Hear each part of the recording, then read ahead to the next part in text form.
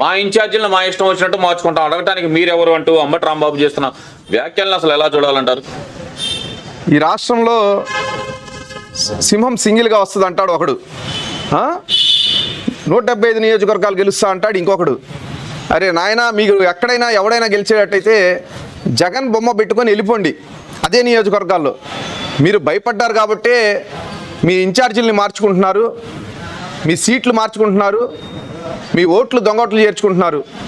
మీకు దమ్ముంటే వైఎస్ఆర్ పార్టీ అధినేతకైనా నాయకులకైనా ఎమ్మెల్యేలకైనా ఒకటే చెబుతున్నాం, మీకు దమ్ముంటే మీరు అందరూ ఎవరైతే 175 నియోజకవర్గాలు ఇప్పుడు పోటీ చేసి నించున్నారో వాళ్ళు యథాస్థానంలో నించొని మళ్ళా జగన్మోహం పెట్టుకొని ప్రజల్లో 175 నియోజకవర్గాలు గెలిచి చూపిస్తే మీరు నిజంగా దమ్మున్న నాయకులు, వైఎస్ఆర్ పార్టీ దమ్మున్న పార్టీ అని చెప్పి మేమే మీకు సెల్యూట్ చేస్తాం.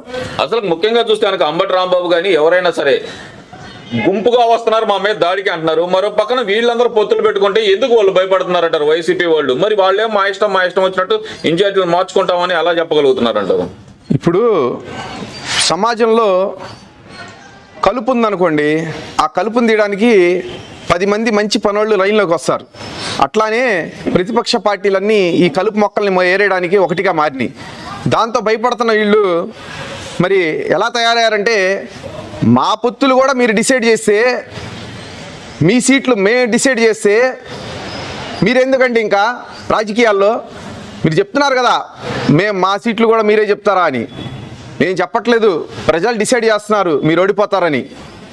మేము పొత్తులు ఎలా వస్తామో ఎలా రామో, సింహం సింగిల్గా వస్తుంది అన్నారు కదా, ఈరోజు సింహం సింగిల్గా మిగలబోతుంది.